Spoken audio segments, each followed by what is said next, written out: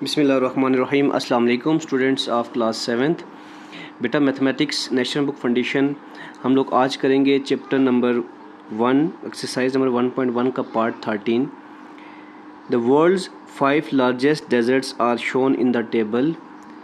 Order the areas from least to greatest. दुनिया के जो 5 बड़े सहरा हैं वो इस टेबल में आपके पास दिखा दिए गए हैं।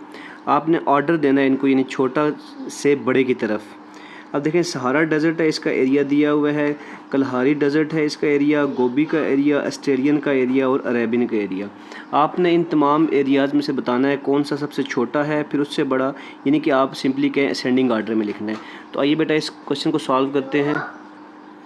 जी तो बेटा ये देखें, क्वेश्चन है हमारे पास order from least to greatest. हमने इन डेजर्ट्स को लीस्ट से ग्रेटेस्ट की तरफ जाना है। सबसे पहले डेजर्ट में लिख दिए हैं सहारा, कलहारी, गोबी, ऑस्ट्रेलियन, अरेबियन। अब सबसे पहले मैं सहारा के सॉल्यूशन लिखता हूँ। यहाँ पे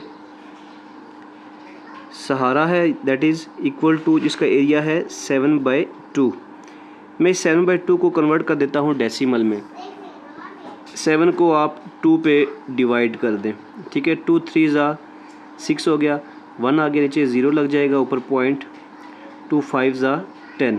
तो ये डेसिमल में कन्वर्ट किया तो हमारे पास कितना आ गया, 3.5, ठीक है बेटा। इसी तरह हम लोग कर लेते हैं कलहारी को भी आप डेसिबल में कन्वर्ट कर दें। कलहारी 2/10 था, ठीक है। 2 को 10 पे डिवाइड करें, 0 लगा देंगे, ऊपर पॉइंट आ जाएगा, 10 2 ज़ा 20। तो हमारे पास ये आ जाएगा 0.2 डेसिमल्स में। तो उसके बाद गोबी की बात कर रहे हैं हम लोग। गोबी डेजर्ट, उसमें क्या है हमारे पास, गोबी डेजर्ट में बेटा इक्वल टू 2/5।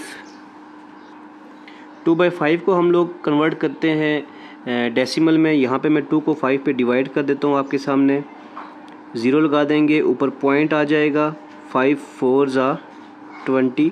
तो हमारे पास क्या बचा, 0। तो 0.4 हमारे पास यहाँ पे डेसिबल में ये कन्वर्ट हो गया। फिर हमारे पास है ऑस्ट्रेलियन डेजर्ट है। Australian desert that is equal to 1 whole, mixed fraction में दिया हुआ है 4/10। पहले मिक्स फ्रैक्शन को ख़त्म करते हैं हम। 10 1 ज़ा 10 प्लस 4 14/10 है। तो 14/10 ये हमारे पास सिंपली डिवाइड होके आ जाता है 1.4, ठीक है बेटा। अब लास्ट हमारे पास क्या है, अरेबियन है। तो अरेबियन को मैं यहाँ पे लिखता हूँ, दैट इज़ इक्वल टू 1/2 था। तो 1 को 2 पे डिवाइड कर दें, 0 लगाएंगे, ऊपर पॉइंट आ जाएगा। तो 1/2 क्या मतलब होता है, 0.5। तो ये हमारे पास 0.5 आ गया, ठीक है बेटा। अब देखें, अब इनमें से हमने देखना है सबसे, अब पॉइंट्स में हम इनको अरेंज करें तो पहले हम वैल्यूज़ को अरेंज करते हैं। सबसे छोटी वैल्यू कौन सी हमारे पास, 0.2। फिर उसके बाद यानी 0.2 लीस्ट टू ग्रेटेस्ट हम अरेंज कर रहे हैं। 0.2 सबसे छोटी है, फिर उससे बड़ी 0.4 है, फिर उससे बड़ी 0.5 है, उससे बड़ी 1.4 और उससे बड़ी 3.5, ठीक है बेटा। अब 0.2 कहाँ से आया, यानी कलहारी से आया। तो सबसे छोटा हमारे पास जो डेजर्ट है वो है कलहारी। 0.4 जो है, और 0.4 देखें तो ये कहाँ से आया हमारे पास, गोबी, यानी सेकंड नंबर पे हमारे पास जो डेजर्ट है वो गोबी है। और उससे बड़ा 0.5 अरेबियन, उससे बड़ा 1.4 जो है वो ऑस्ट्रेलियन डेजर्ट,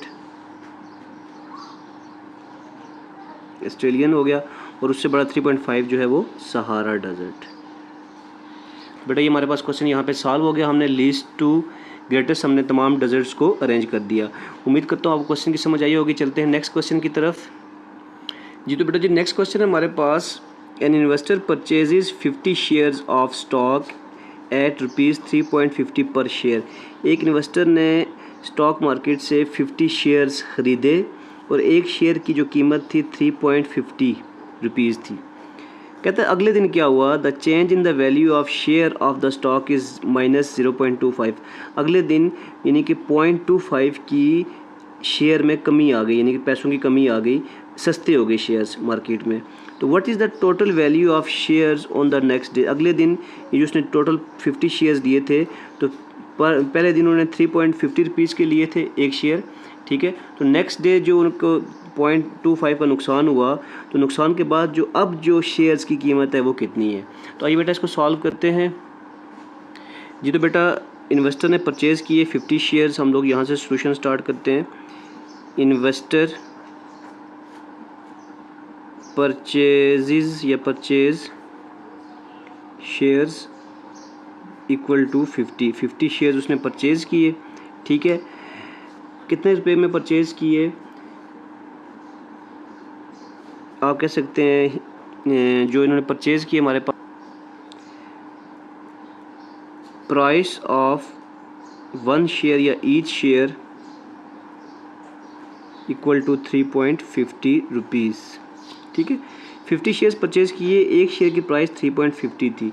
नेक्स्ट डे क्या हुआ, यानी कमी आ गई, यानी कि वैल्यू में जो कमी आ गई next day, change in price या वैल्यू, चेंज इन प्राइस जो नेक्स्ट डे अगले दिन इक्वल टू -0.25। नेक्स्ट डे जो है -0.25 रुपीज़ की तब्दीली आ गई। तो अब जो न्यू जो प्राइस है एक शेयर की, न्यू प्राइस जो है वो एक शेयर की जो होगी ना, new price of each share या 1 शेयर इक्वल टू 350 माइनस 0.25 करेंगे तो हमारे पास 3.25 आ जाएगा। 3.25 रुपीज़ न्यू प्राइस आ गई। अब न्यू प्राइस के मुताबिक 50 शेयर्स की प्राइस कितनी बनेगी, तो हम न्यू प्राइस को 50 से मल्टीप्लाई कर देंगे। तो आप लोग लिख सकते हैं यहाँ पे कि जो total new price of 50 shares है, total new price of 50 shares equal to क्या हो जाएगा हमारे पास 50 मल्टीप्लाई बाय 3.25। ठीक है, 50 को 3.25 से मल्टीप्लाई कर देंगे तो the total new price of 50 shares equal to, इन दोनों को आपस में मल्टीप्लाई करेंगे तो हमारे पास मल्टीप्लाई करके आता है 162.50। ठीक है बेटा, इनको आपस में मल्टीप्लाई कर देना है, आपने पॉइंट हटा के आपने मल्टीप्लाई कर देना है। ये 325 को मल्टीप्लाई करेंगे 50 से, जो आंसर आ जाएगा हमारे पास बेटा, मल्टीप्लाई करने के बाद जो आंसर आएगा, फॉर एग्जांपल जो आंसर आता है हमारे पास 16250 आता है। तो 2 वैल्यूज़ के बाद पॉइंट था, तो हम यहाँ पे भी 2 वैल्यूज़ के बाद यहाँ पे पॉइंट लगा देंगे बेटा। ठीक है, तो 162.50 है। अब चलते हैं नेक्स्ट क्वेश्चन की तरफ। नेक्स्ट क्वेश्चन है बेटा हमारे पास, make an estimation and then choose the correct answer, यानी इन दोनों को एस्टिमेट करना है, आपस में मल्टीप्लाई करना है। तो इनमें से जो इसका करेक्ट आंसर आता है वो आपने चूज़ कर लेना है। तो मल्टीप्लाई कीजिए, जो आंसर आएगा वो हम लोग चूज़ कर लेना है। तो आइए इसको करते हैं। जो तो बेटा इन दोनों को आपस में मल्टीप्लाई करते हैं, पॉइंट को हटा के हम सिंपली मल्टीप्लाई कर देते हैं। 8245 मल्टीप्लाई बाय 978, इन दोनों को आपस में मल्टीप्लाई करते हैं। 8 5 40 होता है, 4 कैरी, 8 4 32 प्लस 4 36 आ जाएगा। 3 कैरी, 8 2 16 प्लस 3 19, 1 कैरी, 8 8 64 प्लस 1 65। अब नीचे देखें यहाँ पे क्रॉस आ जाएगा। 7 5 35, 3 कैरी हो गया था हमारे पास, तो 7 4 28 और प्लस 3 31 आ जाएगा। फिर 3 कैरी आ जाएगा हमारे पास, 7 2 14 प्लस 3 17, 1 कैरी, 7 8 56 प्लस 1 57 आ जाएगा। ठीक है बेटा, उसके बाद दोबारा यहाँ पे क्रॉस आ जाएंगे हमारे पास। 9 5 45, 4 कैरी, 9 4 36 प्लस 4 40, 4 कैरी फिर आ गया। 9 2 18 प्लस 4 22, 2 कैरी चला गया। 9 8 72, तो हमारे पास बेटा आ जाएगा 9 2 18 था और प्लस 4 22 हो गया था, 2 कैरी था यहाँ पे। 9 8 72 प्लस 2 74। ठीक है बेटा जी, अब इनको सबको जमा कर लेना है आपने। 0 नीचे आ गया। 6 प्लस 5 11, 1 कैरी, 9 प्लस 1 10 और 1 कैरी 11 और 5 16, 1 कैरी, 5 प्लस 1 6, 6 और 7 13, फिर 1 कैरी, 6 प्लस 1 7, 7 7 14, 7 प्लस 6 13 प्लस 1 14 और ये 2 इधर 7 के नीचे है। 14 और 2 16 आ जाएगा। फिर 1 कैरी, 5 प्लस 4 9, 9 और 1 0 हो गया, 10 हो गया। फिर 1 कैरी, 7 प्लस 1 8, ठीक है बेटा जी। अब यहाँ पे देखें 2 और 2 4 वैल्यूज़ के बाद 0 था, 1 2 3 4 वैल्यूज़ के बाद 0 लगा दें तो हमारे पास आंसर क्या आया 806.361। अगर हम बुक में देखें जितने बेटा सॉल्व करने के बाद अगर हम बुक में इसका ऑप्शन देखें तो हमारे पास जो है बी वाला ऑप्शन आ रहा है 806.3610, तो ये वाला ऑप्शन हमारे पास सही होगा। ठीक है बेटा, इसको हम लोग टिक कर लेंगे जी। तो बेटा इसी क्वेश्चन का पार्ट बी है हमारे पास, इसको भी आपस में मल्टीप्लाई करें आप लोग। पॉइंट्स को हटा के हमने मल्टीप्लाई करना होता है, तो 3003 मल्टीप्लाई बाय 65 करें। ठीक है, 5 3 ज़ा 15, आगे 0 है तो पूरा 15 लिखेंगे, 5 zeros आर 0। ठीक है बेटा, दोबारा देख लें इसको, 5 3 ज़ा 15 था, आगे 0 था तो पूरी दोनों वैल्यूज़ लिख ली हमने, दोनों डिजिट लिखे 15, फिर 5 इस 0 से मल्टीप्लाई होगा तो 0 बन जाएगा, फिर 5 3 ज़ा 15, नीचे मल्टीप्लाई का साइन, 6 3 ज़ा 18। ठीक है, पूरा 18 आ जाएगा, आगे 0 है, 6 zeros आर 0 और 6 3 ज़ा 18। बेटा इनको हम लोगों ने जमा कर लेना है सबको, तो प्लस करने के बाद हमारे पास आ जाएगा 5, 8 + 1 9, 1 + 0 1, 5 + 0 5, 8 + 1 9 और 1।